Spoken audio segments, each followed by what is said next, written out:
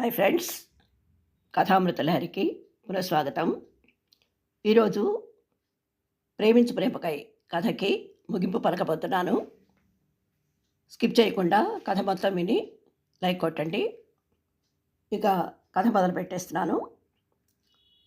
సిద్ధప్ప వచ్చింది మొదలు ఇల్లు తనదేనన్నంత శ్రద్ధగా అన్నీ చూసుకోవడం, మెటీరియల్ సెలక్షన్లో కూడా మేస్త్రి కన్నా మంచి అవగాహనతో నాకు చక్కని సలహాలు ఇవ్వడం వల్ల అనుకున్న దానికన్నా తక్కువ ఖర్చుతో అనుకున్న టైం కంటే ఒక నెల ముందే కన్స్ట్రక్షన్ పూర్తయింది. శేషగిరి అన్నయ్య కూడా ఢిల్లీ నుంచి రాగానే ఇల్లు చూసి చాలా బాగుందని మెచ్చుకున్నారు. పిల్లల ఎగ్జామ్స్ కావడంతో కొడుకులు కోడళ్ళు గృహప్రవేశం రేపనగా దిగారు. ఫంక్షన్ ఏర్పాట్లన్నీ సిద్ధు చేతుల మీదుగానే జరిగాయి. అభిప్రేము వచ్చి రాగానే, అమ్మా నువ్వు ఫోన్లో ఎప్పుడు నాకు మీరు దగ్గర లేని లోటు తీర్చే మానసపుత్రుడు దొరికాడని సంబరపడుతూ చెప్పేదానివి కదా, ఎక్కడా హీరో అని సరదాగా అడుగుతుంటే గుమ్మాలకు మామిడి తోరణాలు కడుతున్న సిద్ధప్ప కళ్ళలో తడుక్కుమన్న మెరుపు నా దృష్టిని దాటిపోలేదు. ఇంతలో కాలనీ ప్రెసిడెంట్ గారి డ్రైవరు హడావుడిగా వచ్చి, సిద్ధ, సార్ వాళ్ళ బాబుకి యాక్సిడెంట్ అయింది, వెంటనే రక్తం ఎక్కించాలట, నిన్ను ఉన్నపడాన ఆసుపత్రికి తీసుకురమ్మన్నారని చెప్పగానే సిద్ధప్ప కంగారు పడుతూ బయలుదేరాడు. నేను అర్థం కానట్టు చూడడం గమనించాడేమో ఆ డ్రైవరు, వీడి నెత్తురు ఎవరికైనా పనికొచ్చే అదేదో గ్రూప్ అంట మేడం, అందుకే అందరూ నా చుట్టాలేనంటూ అవసరమైన ప్రతివాడికి దానం చేస్తుంటాడు.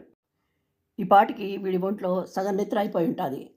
నేను వద్దురా అని ఎంత మొత్తుకున్నా వినిపించుకోడు, పుట్టి వెరిబాగులోడు చిరుకోపంగా అన్నాడు. సిద్ధప్ప నిర్లిప్తంగా నవ్వాడు. ఇదేం పెద్ద త్యాగం కాదులేమ్మా, ఏదో చుట్టూ ఉన్న 10 మందిని నా వాళ్ళు అనుకుంటే వాళ్ళు నన్ను మనవాడు అనుకుంటారన్న ఆశ. నా రక్తం వాళ్ళలో ప్రవహిస్తే నాకు ఈ ప్రపంచంలో రక్త సంబంధికులు ఉన్నారన్న సంతృప్తి. ఏ జన్మలో చేసుకున్న పాపమో పుట్టగానే కుపతొట్టి పాలయ్యాను. జాలిపడి చేరదీసిన తాత 10 ఏళ్లకే కన్నుమూశాడు. రేపు పోయాక కుక్క చస్తే గోదావరిలో పడేసినట్లు ఈ అనాథ శవం గతి ఏమవుతుందో తెలీదు. అందుకే వచ్చే జన్మలోనైనా నా పుట్టుక చావు రెండు గౌరవప్రదంగా ఉండాలన్న కోరికతోనే చేతనైన సాయం చేస్తున్నాను. సిద్ధప్ప మాటల్లో ధ్వనించిన ఆవేదన ఆర్తి గమనించి గుండె కలుక్కుమన్న అతడి ఔదార్యాన్ని మంచితనాన్ని మెచ్చుకోకుండా ఉండలేకపోయాను. అక్షర జ్ఞానం లేని అతడితో పోలిస్తే చదువు సంస్కారం ఉన్న మా వారి వ్యక్తిత్వం దివిటి ముందు దీపంలా వెలవెలబోయినట్లు అనిపించి మనసులోనే సిద్ధుని అభినందిస్తూ, రక్తదానం పుణ్యకార్యమే కానీ నీ ఆరోగ్యం జాగ్రత్తగా చూసుకోవాలి కదా మందలింపుగా అన్నాను.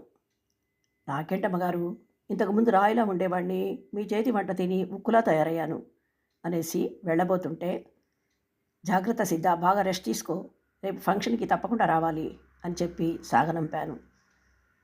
అతడటు వెళ్ళగానే అభిప్రేము, నువ్వు రోజు ఫోన్లో చెప్తుంటే ఏమో అనుకున్నాం కానీ మమ్మీ, నిజంగానే మీ సిద్ధప్ప హీరో అని మెచ్చుకున్నారు.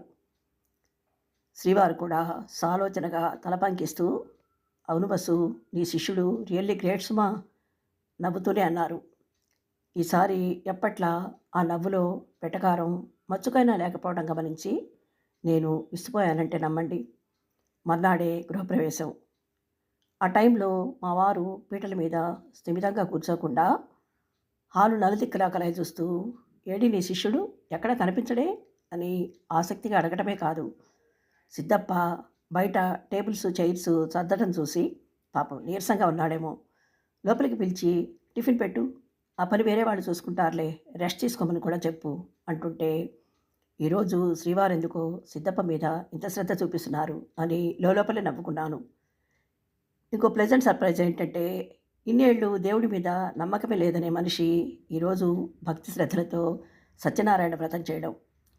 ఇన్నేళ్ల వరకు నేను ఆయనలో ఆశించిన మార్పు ఇదే. అందుకు సంతోషంగానే కాదు, కొత్తగానూ అనిపించింది.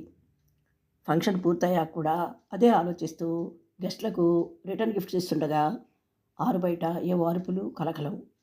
నాకెందుకో అసహజంగా అనిపించి మనస్సు ఏదో కీడు శంకిస్తుంటే చేస్తున్న పని వదిలేసి హడావిడిగా పరిగెత్తాను. అక్కడ కంటపడ్డ దృశ్యం, కార్పెట్ మీద చలనం లేకుండా పడి ఉన్న సిద్ధప్ప పక్కనే కింద వదనంతో ఆయన. చుట్టూ దడిగట్టినట్లు మొగిన జనం. ఒక్క క్షణం ఏమైందో అర్థం కాలేదు. ఇంతలో ఫంక్షన్‌కొచ్చిన మా దూరపు బంధువు doctor Ravi, "sorry sir, he is no more. Cardiac arrest. ఒక్కోసారి ట్రీట్మెంట్‌కి అస్సలు టైం ఇవ్వదు" అంటూ పెదవి విరవడం చూశాక తెలిసింది సిద్ధప్ప హార్ట్ అటాక్‌తో చనిపోయాడని. అయినా నమ్మకం కుదరక దగ్గరికెళ్ళి చూశాను.